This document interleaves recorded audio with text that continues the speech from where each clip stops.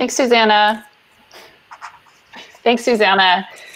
We're really happy to be here. I wanted to give a special shout out to Nathan, who he's in Helsinki. It's 1:15 a.m. I think there, so he's staying up late for us. So as Susanna read in the description, this is a panel that's really trying to look at how we might support young people in their online play lives in ways that maybe move beyond a discussion of kind of safety or even social connection into a space where the communities in which they are taking part are really communities that help care for those young people, as well as provide supports to help those children learn how to care for others.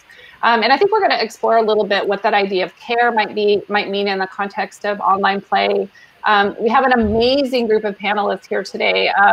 Some of really the best and brightest working in the space of online games and supporting young people. And the companies that they come from and organizations really span the age range from 2 years old. So Sara DeWitt comes to us from PBS Kids, and they really serve kids from 2 to 8, all the way up to like Supercell, like connected camps that work all the way up with high school students. So hopefully we'll have a conversation about all of the ways from supporting little kids up to even sort of high schoolers, how we might think about not only the kinds of supports that we might provide for them from a kind of parenting or education perspective, but also from a design perspective. So how are we thinking about the design of the kinds of environments that we're creating that might provide these kinds of supports and lead to these really kind of positive pro-social communities? So the way that we've structured the panel today is that each of our panelists is going to have just about 5 minutes, give or take a few minutes, to talk a little bit about their organization and how they think about working with young people around play and online gaming. And then we have a set of questions that we're going to do some kind of informal conversation with each other to kind of discuss ideas. I think a lot of us are value aligned on this panel, I think there's a lot of different approaches that might be represented that we can dig into. And then at the end of the panel, we'll have a Q&A session for those that are interested in, I think it's called the resilience room. So I'll remind you guys of that at the end. We'll sort of join you in the resilience room after this. So Makeda, do you want to start us off? Sure. Thanks so much, Katie. Hello, everyone. Such an honor to be with you today. I just want to start off by saying that when we talk about being a good gamer, it's less about skill set and more about mindset. You can have the aptitude to win, but unless you have the fortitude to do so with integrity, you're not a good gamer. One way to think of it is many years ago with regard to school, being an excellent student was really characterized by 3 R's, right? Reading, writing, and arithmetic. But today, being a good gamer has its own set of R's. Being responsible, being respectful, and being resolute in your ability to display good sportsmanship. During the coronavirus pandemic, we've all been living in this period of uncertainty. But one thing we are certain about is that video game sales are on the rise. And that number is inclusive of different demographics that comprise the gaming community. And kids are also a part of that equation. Kids are playing independently. Kids are playing with each other. Kids are playing with parents who we know through our research have enhanced roles now as partners in play, particularly during this period. At Nickelodeon, we have a long history of bringing kids and families together to play through experiences. And most recently, we've launched a variety of second screen experiences that invite kids to watch and play with a range of characters, including the world's most famous sponge, SpongeBob SquarePants. And part of the joy in being a researcher is that I have an opportunity to engage with kids, to watch them play, to listen to them.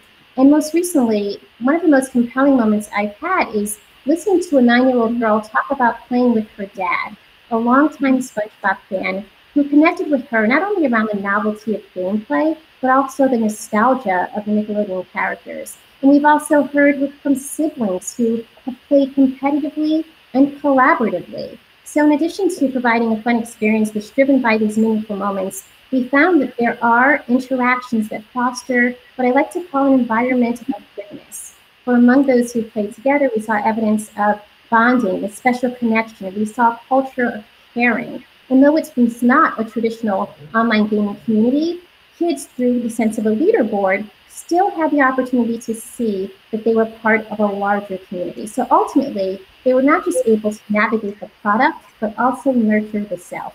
And I truly believe that is the hallmark of a good gamer. Wonderful. Thanks, Makeda.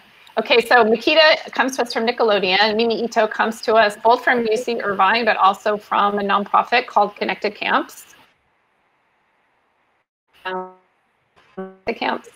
Sure, happy to do so. I'm just, by way of background, I'm a cultural anthropologist and learning scientist by training. I direct the Connected Learning Lab at UC Irvine, but I also co-founded together with Katie, so Katie might have something to say about Connected Camps, and Tara Tiger Brown, a nonprofit called Connected Camps, which I think is, you know, really the lens that I bring to a lot of the topics for this panel. Connected Camps was founded about 5 years ago with a mission to create a global online community where kids of different ages come together and play, create, and learn together.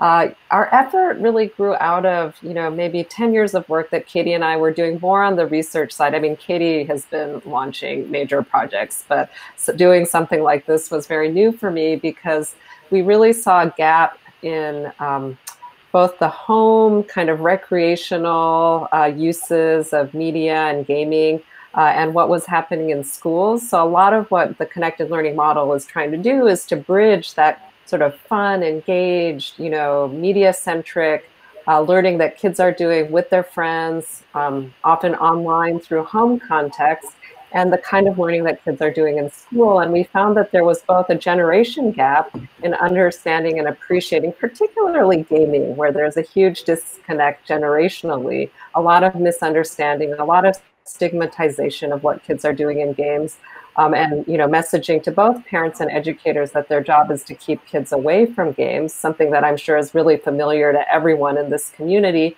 And then what the kind of learning that kids were doing in school. So Connected Camps was really an organization that was built to bridge that divide, both in terms of public-private divisions between education and entertainment, these big genres that we've set up within our society that keeps kids away from being able to integrate those worlds, and also that generational disconnect, which is something that came out of our research about how grown-ups really, because of their, you know, the difference in generational experiences around play, the messaging that they're getting about games being bad, really not playing that role of mentor and guide that adults and parents, caring adults often do for other kinds of kids' interests, whether it's athletics or the arts. You know, a parent is much more likely to go watch their kid's basketball game than they are to watch their kid's League of Legends game. And why is that? And there are a lot of reasons.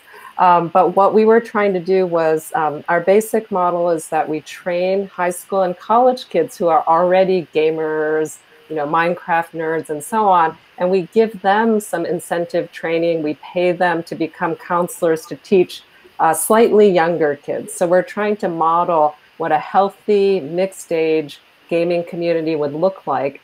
And the problem in the ecosystem is that there aren't incentives both on the public side and the private side to fill this gap. And we feel that there's a really important role for more intermediary organizations to take this role, in similar to what historically little leagues might do within a community. That is sort of the layer that Katie and I have been working on for about 5 years now. It's been an interesting but very fulfilling challenge. Awesome, thanks, Mimi. Okay, Daniel. So Daniel Kelley is coming to us from the Anti-Defamation League. Dev, you want to talk a little bit about ADL and your guys' efforts there? Oh, I can't hear you, Daniel.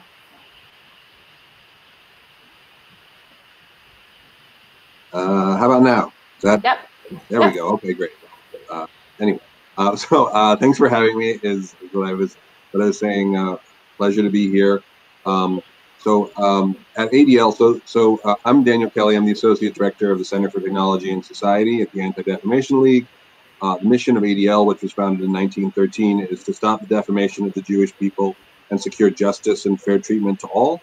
And in the Center for Technology and Society, we focus on that same mission, but in digital spaces. So traditionally, we've done that work focusing on social media. So working with the large platforms like Facebook and Twitter and the like.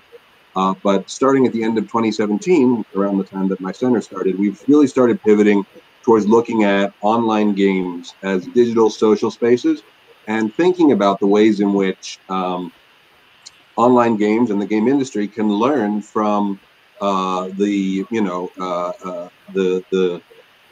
mis taken over the last 10 years, and how our work with social media and with online digital spaces can inform the online game community. We do this in a number of different ways. And I guess one thing I'll say is when Facebook, opened up their platform to beyond college students in 2006, I don't think they thought 10 years from then or 11 years from then they'd be implicated in genocide in Myanmar, right? And so we need to really take a long lens of what games are going to be and who's going to be playing them and what they're going to be used for in thinking through what games are now and what they are going to be. And so we do this at ADL through research and resources and public and private advocacy. One of our main sort of research outputs from last year was a survey of online hate and harassment and positive social experiences in online games that found that 7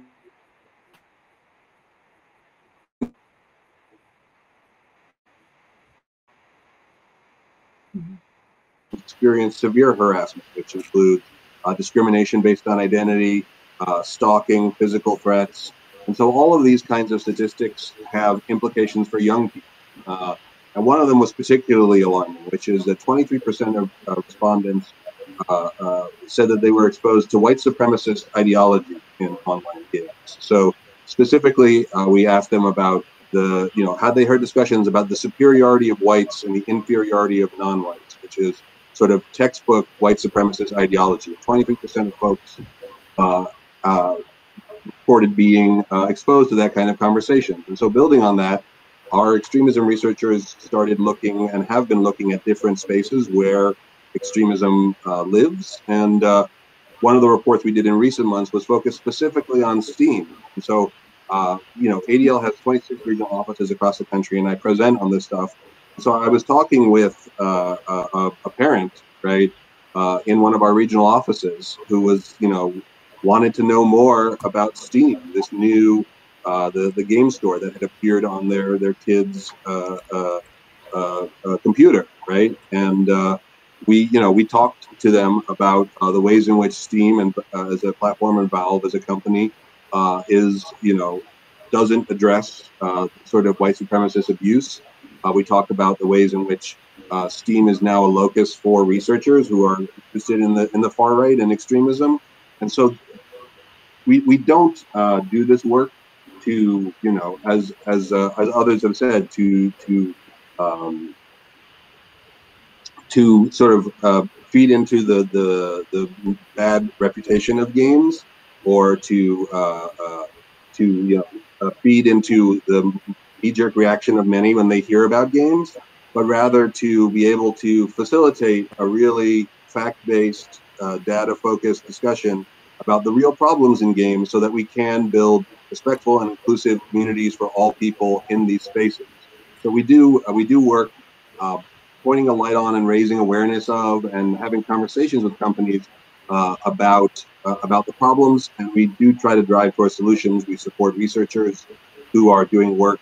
Gabriella Richard, who was in a previous panel, is looking at what are best practices in terms of inclusive streaming. Right, we're working with game companies on frameworks for harms and sort of looking at the really sort of bad and hateful and negative side of games, because we know, and I grew up playing games, as did many people who are my age, and I know how powerful and how positive games can be. And so the reason we do this work is because we want those kinds of experiences for all people.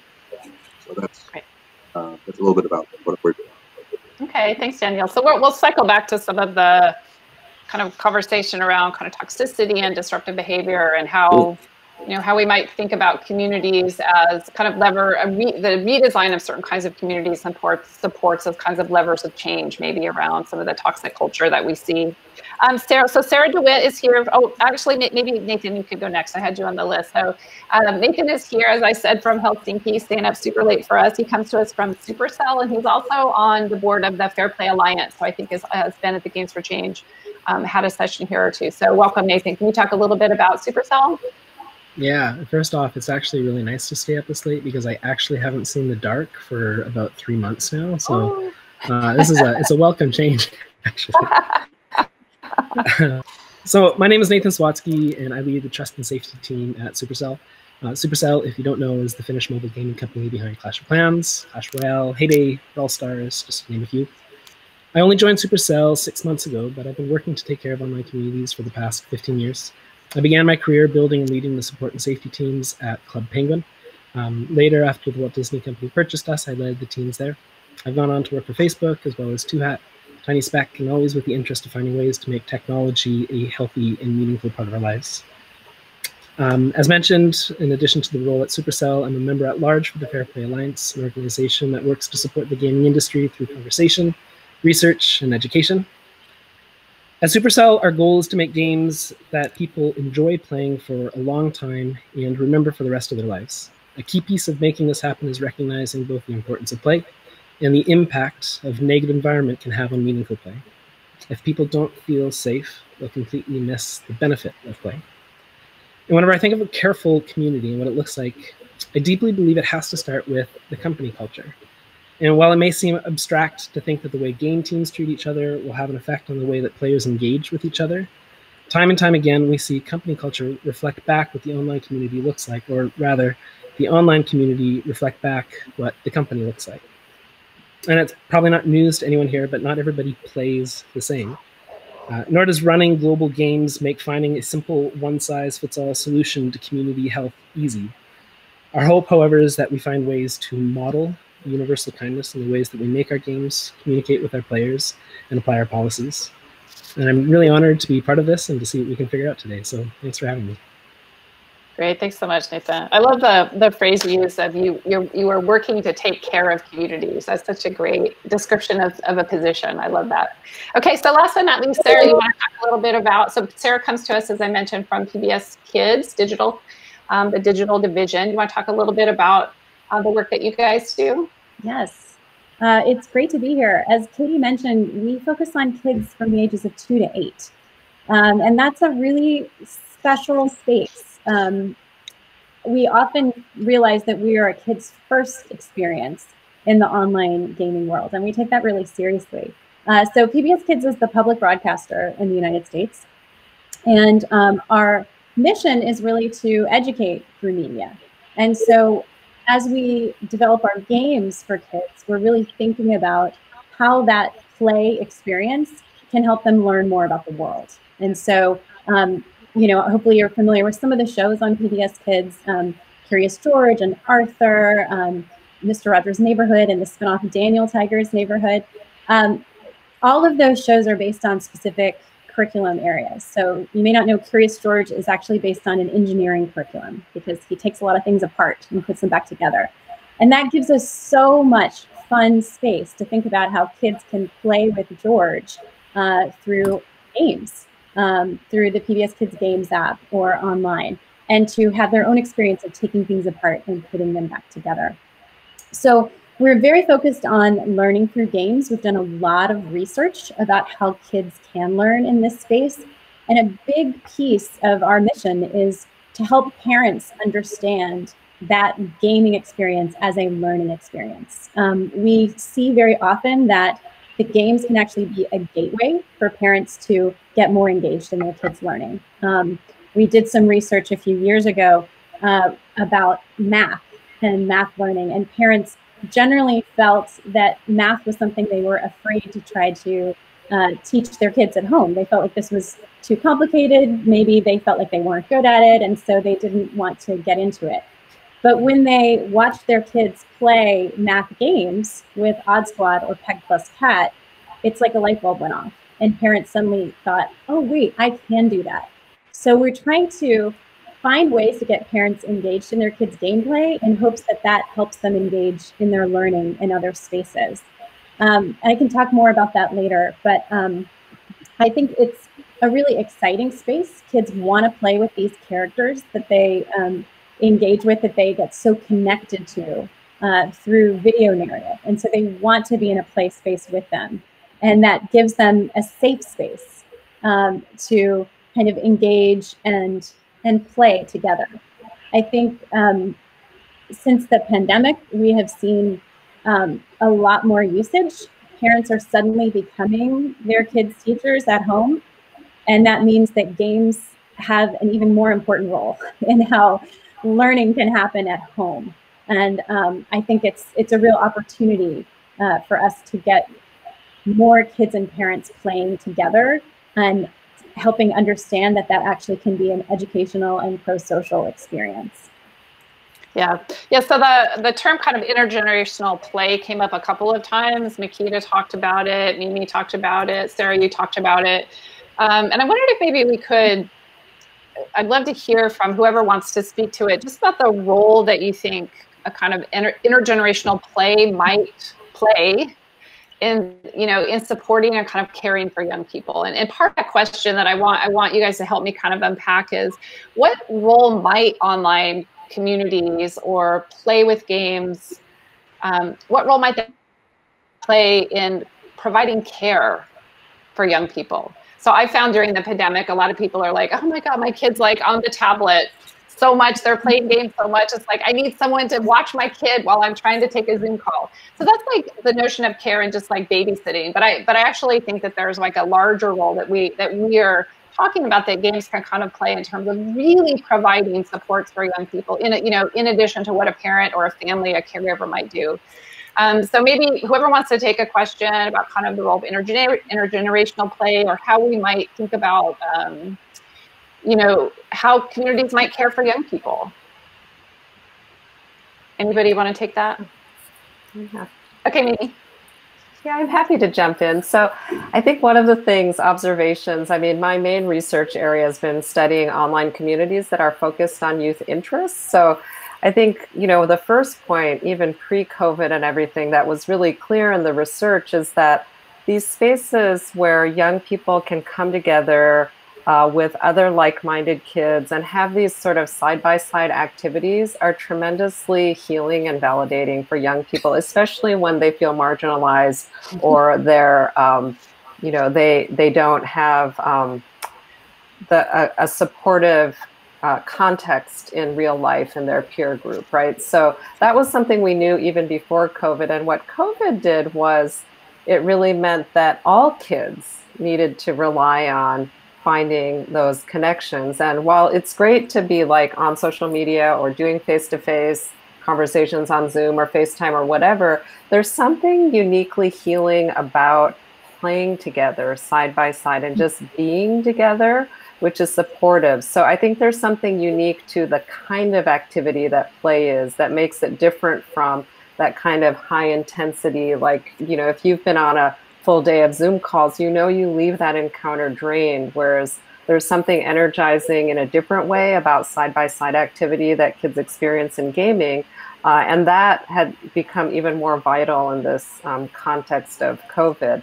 I think the other piece that is really unique about kids' online gaming experiences is that, in contrast to the extremely age-segregated context that they navigate in school, it's one of the few environments where they get to see slightly older kids modeling behavior. And that can be negative, but it can also be positive depending on how we organize those communities. So it's a space of risk, but also a space of opportunity for a really important, developmentally important kind of social support that's different from what parents and caring adults can provide. I would love to add to that just what we've been hearing from a lot of our advisors, because we work with so many different child development advisors and subject-specific advisors. What we've been hearing from a lot of them is that we need to be thinking about trauma a lot right now, and thinking about, for very young children, they may not be able to voice that, but they're feeling the anxiety of their parents. And so gameplay can be a very comforting space for those kids. And if the parent is on Zoom calls all day and the child can sit nearby and play something with a character that they feel very comfortable with, that can help reduce anxiety. But then another really critical piece is to think about the anxiety and the stress of the parent, and how playing a game together can help both of them ease anxiety. That really, for so many years, we've heard so much pushback and screen time for young children. And this is one of the first times I'm hearing a lot of recommendations for people to play games with their kids. It's going to be a stress reliever for both of you. It's going to help you find a calm and comforting space. It's going to help you laugh together. And that is a shared experience. And I'm really happy to hear this conversation turning a little bit to encouraging that kind of play. Yeah, so both of you guys just touched on the kind of healing properties of play, right? Just this idea that when one can be at play with others, that can be incredibly healing, become a reflective space, a space of stress release. So Nathan, I wanted to ask you, because you've worked across a number of titles and you've seen and helped probably shape and design a number of these communities. From a kind of design perspective, what are the kinds of things developers think about in terms of designing for communities that would be positive and pro-social and kind of healthy spaces for kids? Yeah, I think one of the things that we think about, and this even kind of ties in a little bit with the last question about parents, is we think about the vulnerable kids that don't necessarily have trusted adults in their lives that they can play with.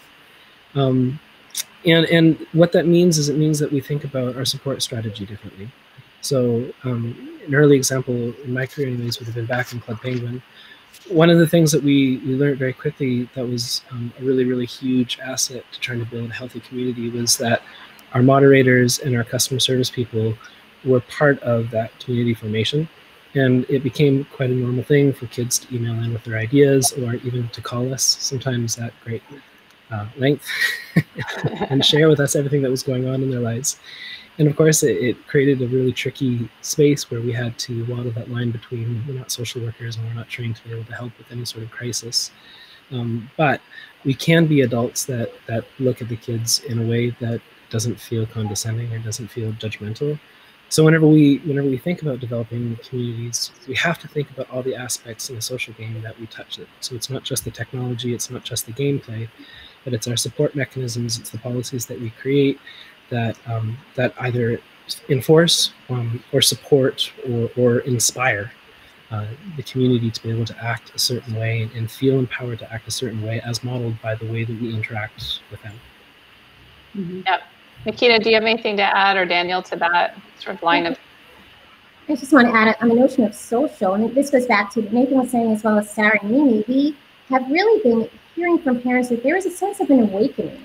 They didn't necessarily, some parents didn't necessarily acknowledge the benefits of gaming pre-COVID, and now they're saying to us, hey, I'm worried about my kids not being able to connect with classmates or friends, but oh my goodness, these video games are a way for them to actually do that. And so where they may not have realized that benefit earlier, they are seeing that now. And also with regard to intergenerational play, we are hearing parents play with kids, and there's the value of teamwork that comes out of that gameplay, the immediate experience, but then there's also teamwork as a transferable skill. And so I think there's a lot to be said here about what many parties are learning with regard to gameplay, and particularly parents coming to see the screen as even more of a connector than a disruptor. Yeah, I mean, I wanted to build both on Nathan and Makeda, your comments. So one of the things at Connected Camps, we're a totally virtual organization, and so we, as now most people are, we're in the homes of our players, of the kids that we're serving. And with that comes a lot of responsibility, right? You're actually seeing the spaces that these children are living in. You're often witnessing certain kinds of things that are happening, and suddenly that the counselor, in our case, the moderator for our servers, becomes they need to take on a slightly different role for that child. So Nathan, when you said the support staff began to take on that role and needed to walk that kind of tricky line. And I think at Connected Camps, we face that as well around how do we equip our, the college age students to really connect with these young people and be a support for them, but at the same time know when to elevate something that they see and not begin to take on kind of too much responsibility. So I do think that there's something when we think about online moderation, when we think particularly about kind of live learning now within these sort of play-based environments, about the kind of new responsibilities, right, that moderators and support staff might have for young people. And I didn't know if any of you guys had experiences in your organizations in addition to what I've talked about, or Nathan, around that issue. I mean, we talk about content moderation in terms of, I think it's interesting that you, Nathan, your team is thinking, okay, we're not social workers, but where is the line that we draw? And I think from our work, we think a lot about how can content moderators be equipped with sort of culturally specific understandings of the ways in which abuse manifests in these spaces. And so I think it's a really interesting to hear your perspective, Nathan, because I think from our perspective as an advocacy organization, our push is for more responsibility for content moderators and for people who are sort of frontline with young people in these spaces to support them in making sure that they are safe and that their needs are attended to. But maybe there's a need for somebody who's more of a bridge between a content moderator and a social worker in the spaces that we're talking about. Right, so that might be one emerging strategy, is beginning to think about a new kind of role, maybe within online communities that comes with a different kind of skill set. Just to build, go ahead. Yeah, just about the new kind of role in content moderators as well as developers and researchers. I think there's really an opportunity there to bring kids together and have more of the onus fall on them, as well as the empowerment with structure and support, right? So no one comes into the world inherently knowing how to be a good gamer, but what if we were to take all of these people with skill sets and create some kind of virtual training for kids, so they understand what it means to be a good gamer. And you go through these workshops, so to speak, that address anti-defamation and anti-bullying and conflict resolution. And at the end, you can be certified as a good gamer. I mean, older kids certainly are on social media, and you get that little check, right, where you're certified or verified. Imagine that being next to your gamer tag, and just really being able to do a badge of honor, a symbol of what you represent in that space, and have those kids be influencers in a way that allow other kids to see them as aspirational. I think there's something that cultivates that happen. Yeah, I would just I'm sorry. I hope I didn't cut you off, Makeda. Your video was cutting out a little. Okay. I just wanted to say I wholeheartedly agree. And I do remember, Nathan, I don't know if this was under your watch, but Club Penguin had sort of, I don't remember what it was called, but sort of a safety. The Penguin Secret Agency. Yes, my kids were of that demographic. So I think, and a lot of what Connected Camps is doing was kind of inspired by some of that work, that I saw you doing in those early years when kids were first going online. I thought it was really inspired. But yeah, ours is sort of in these more contained environments, but just a lot of the work that Katie and her team has been doing is developing all these trainings, because we start our counselors at age 13. That's when they start training to become volunteers and moderators. And, even our 22-year-olds, they need, they've been like roaming the wilds of the internet for, 10 years now. So we need to set, certain expectations for, working with an 8-year-old that are different from hanging out on, their Fortnite Discord server or whatever. So I do think that making that sort of an essential part of growing up is really important. I'll put one more just angle on this question about moderation. I mean, we've been doing a lot of research as part of our youth and well-being project on how minoritized youth are experiencing the internet these days. Daniel, this is a lot to some of the statistics that you cited at the beginning. And what we've been finding is that, in fact, youth with sort of non-dominant identities on the internet, they're really starting to craft their own spaces of refuge that are not in the wide open areas of the internet. The internet that, you know, my children grew up in, or I was studying 15 years ago, that internet is unrecognizable for kids today, because for, you know, Black youth, for sexual gender minorities, those with LGBTQ plus identities, these are, you know, it's just not a safe space for a lot of these groups for racial minorities. And so while young people may observe YouTube and Instagram and other Reddit, other open online communities, where they're actually finding a lot of their safety and support is within these more closed networks, these closed Discord communities, whatever it may be. And I think when we think about community and moderation, for those of us who grew up in the open internet era, we have a certain model of it, but a lot of like what we're doing in Connected Camps is having like whitelisted, closed Minecraft communities and other ways of creating spaces of refuge and safety that are good training wheels for kids to develop the resilience and the skills to be on the open internet. But I think, as one of my colleagues, John Palfrey, has written about, kids need safe spaces and they need brave spaces. And they need a balance of both. And I think we have been maybe not doing as much on the safe spaces and forcing, you know, pushing, especially for the non-dominant kids, to be in those brave spaces. Yeah, so just I'm going to ask a question related to that around if we imagine gaming spaces today, they're actually not equitable. So not all kids have access. They're not inclusive for the most part. Not everyone is welcome. And they're certainly not diverse in terms of seeing a kind of heterogeneous mix of kids. So, you know, as we think about kind of caring communities, they may not be all three, right? So a diverse community is not necessarily an inclusive community. And so I wonder, just in each of your organizations, how do you guys think about any one of those three things? How are you designing for equity, for example, or diversity or inclusion, or some combination of that? I'd love to talk about equity for a minute. Okay. We're spending a lot of time thinking about kids who don't have persistent access to broadband, and how we can offer more content that's downloadable in times when kids do have access.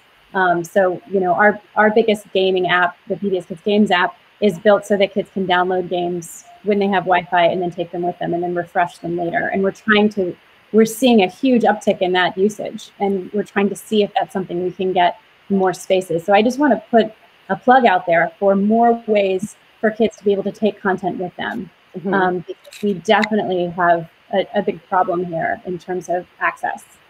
Yeah. If I could just quickly just give a shout out to some other researchers who have been doing some really important work in this space, because I think I've really learned, you know, the difference between equity and equality and inclusion are quite important when we talk about online space. So we often are trying to design space that are inclusive for everybody, but then those kind of design parameters actually harm kids who are in minoritized positions. So some of the work, Tiara Tanksley has been doing some amazing work around Black girls online and the kinds of spaces of safety that they create from themselves. Kate Ringland has done an incredible study of Minecraft servers serving kids with autism and their families.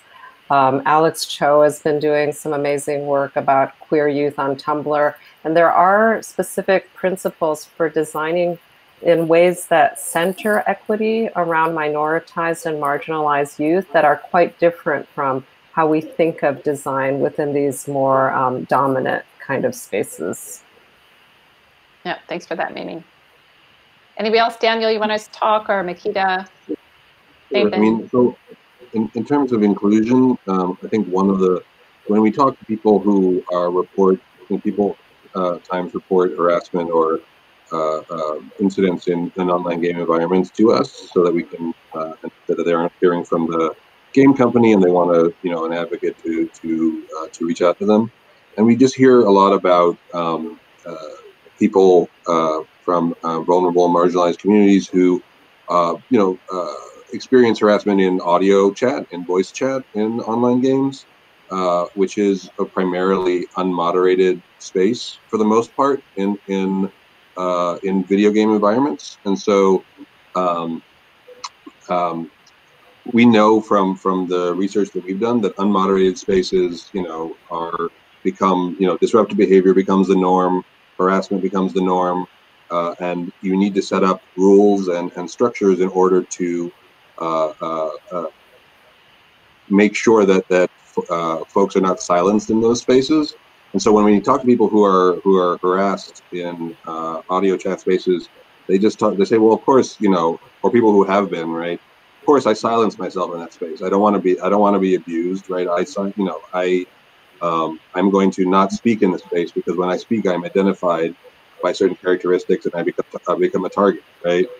And that makes sense for their experience, but it's a horrible norm for the industry. So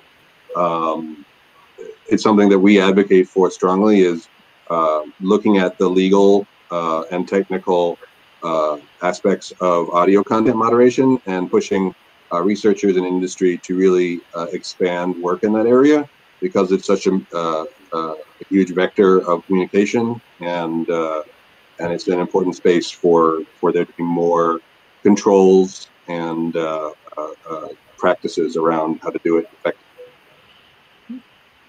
And Katie, I would just add, at Nickelodeon, one of the things that we're consistently talking about is, with regard to the idea of representation, it's not just about having an image of someone who represents diversity and you can check the box. It really has to be a true element of cultural fluency, so that that person is really seeing themselves and their culture represented on screen. And thinking about the language, thinking about the music, thinking about the ways in which you may interact with different family members, all of those things are important, so that cultural fluency really becomes the nuanced way through which we represent diversity, representation, and inclusion. Yeah, Nathan, I wanted to put you on the spot a little bit to speak about the Fair Play Alliance a little bit, if you felt comfortable to do that. Are there things that the Alliance is doing around some of these issues? Yes, there is. Unfortunately, I'm too new to the Fair Play Alliance to speak with a lot of authority on it. Okay. But I mean, there's no corner right now of groups like the Fair Play Alliance and organizations like this where this isn't the hot topic of trying to sort out how to be doing a better job at this. So yeah. I wish I could tell you with more specificity. But. Oh, that's okay. I can find out. Yeah. So the last thing I want to end on, we have just about a minute and a half left. So Mimi gave a kind of shout out to some other resources or researchers that we might look at. Do each of you have other resources or games that you might recommend that you think are really interesting to think about in terms of things that they're trying to do around either supporting young people in terms of creating kind of caring, positive, pro-social kinds of communities?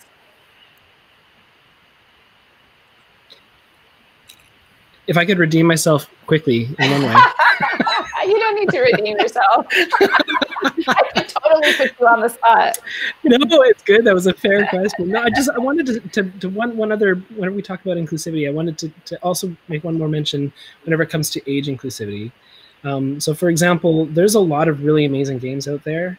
Many of them, like our games, that aren't necessarily for kids. And in fact, our terms of service say that kids aren't allowed in them. And I think one of the things that we've begun exploring with one of our games is actually trying to open up to an under 13 audience, but find ways to be able to have safe spaces for them to come in that are age appropriate, that allow them to engage with older people, but in a way that is actually going to be entirely safe. And so I think whenever we're thinking, at least in our state right now, when we're thinking about inclusivity, we're trying to think about actually how to start safely allowing younger people to play, as opposed to just, pretending that these people have maturity to be able to, oh, there's my lights going out again.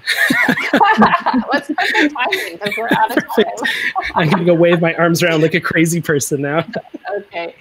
Well, great. So we are out of time, but this has really been wonderful. And I feel like we've, obviously just touched the tip of the iceberg around a lot of these issues, but hopefully everyone that's out there kind of viewing, you have access to all the folks' bios that have been part of the panel, because everyone here are part of organizations that really are doing amazing work around this. I wanted to thank everyone for their time. We are going to jump into the Q&A in the resilience room. So if you guys do you have questions for any of the panelists? We're going to be in there for a little bit. We're happy to answer questions and continue the discussion. So thank you, everyone. Thank you. Bye.